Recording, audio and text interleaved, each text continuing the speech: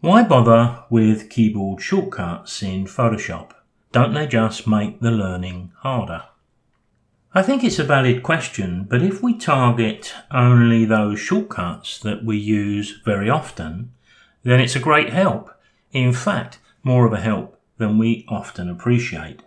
Most of our image editing is a cost-benefit analysis, in that we make a determination if the time spent editing will result in an image worthy of that time spent. Shortcuts speed things up. If you've watched other videos in this series, you'll know that when I'm manipulating an image in Adobe Camera Raw, I've already been to the preferences via the hyperlink at the bottom of the screen, and in this box I've set 16 bits per channel to do my editing, and I generally open up my images into Photoshop as smart objects.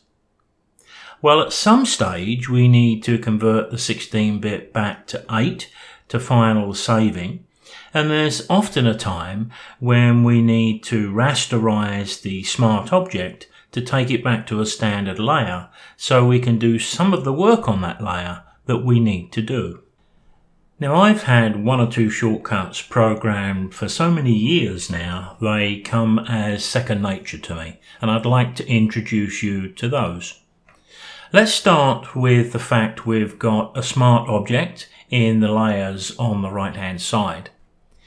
Now, sometimes we're going to make copies and we're going to edit copies of the smart object. We've got lots of options, but there's also going to come a time when we want to rasterize that layer and turn it back to a standard layer rather than a smart object. Yes, we can go to the right hand side of the thumbnail, right click and rasterize there, but all I need to do is touch my F2 key. What I'm going to do first of all though is to make sure I know exactly where the original command is in the menus above. For example, if I want to rasterize the layer from the menus, I would go to the layers menu and there's the command that I want. So I'm going to go to my edit and keyboard shortcuts. I'm going to go into my layers menu, and I know this is somewhere down the bottom here. It's quite a long way down, but we only have to find it once. There it is there, rasterize. Let's have a look. Are we getting close to it? I think I've gone past it. Let's go back a little bit. There it is, I went past it.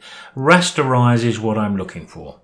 Now when I select that layer or select that word, we get a little box open up. That's inviting me to choose a function key. Now I'm going to go back to the one I've been using for, I don't know, 5-10 years, and I'm going to hit F2. Straight away we get a little triangle because it's saying, look, F2 is already in use and it's going to be removed from layer, smart object, rasterize if accepted. Now this is picking up that I've previously had this set, but it will tell you what F2 was previously assigned to. Now in a lot of occasions you'll find that they're not going to be needed. So you can just hit accept and OK. And now all I've got to do is to hit my F2 key, and as you can see from the layers, the layer is rasterized and I can move on quickly and easily. Now as you can see here, I've got a couple of layers in the layers palette on the right. Both of them are smart objects, but irrespective of whether they're smart objects or not, there's going to come a time when I'm going to want to flatten those layers together. Now we can do that pretty easily. We're going to go to the layers menu again, but let's go to edit, down to our keyboard shortcuts. We've still got our layers open, so I need to go down and find the item to flatten layers. So the flatten image menu command is found right down the bottom of the layers options, but you can see I've selected my old favourite of F3. Remember, you will get a warning about what F3 was currently assigned to, but if you're happy to lose that, i.e. you never use it yourself, then just click accept, and anytime I want to flatten, whether it's 2 layers or 22, I just need to touch my F3 key. Now I think you've probably got the idea already, but I will do just one more because I think 2 or 3 of these is enough for us to learn.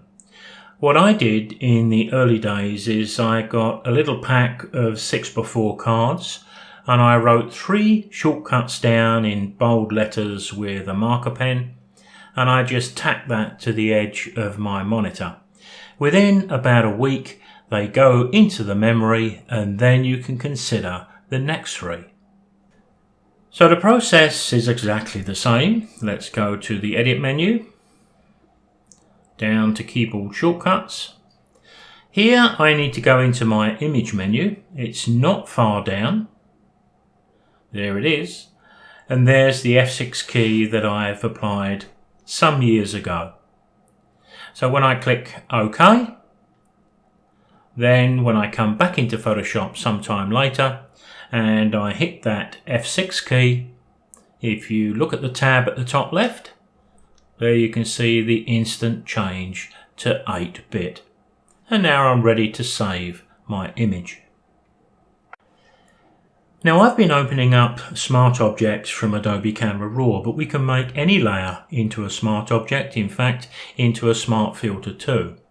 Now what you can see in the layers here is I've copied 2 identical images, but the one below, if I turn this one off, you can see it's been made extremely tiny down at the bottom left corner using my free transform tool.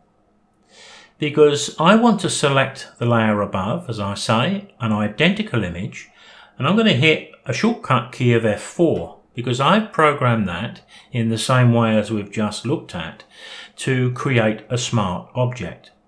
Now here, the Smart Object status is going to protect the size of my image.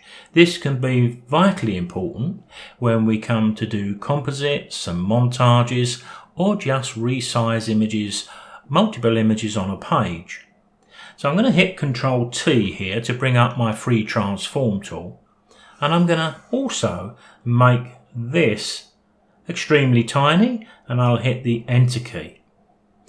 Now I'm going to turn the Smart Object layer off, select the bottom one, I'm going to hit Ctrl T again, and now I'm going to open that image back up.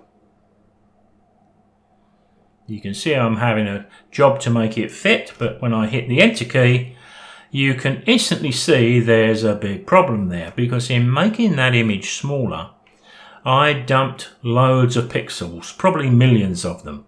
So when I try to raise the image back to its previous size, it just isn't going to work.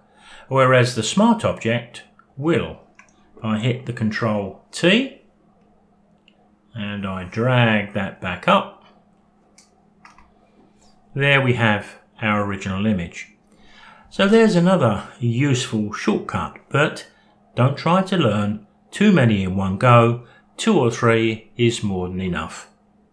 And I'll see you in the next video.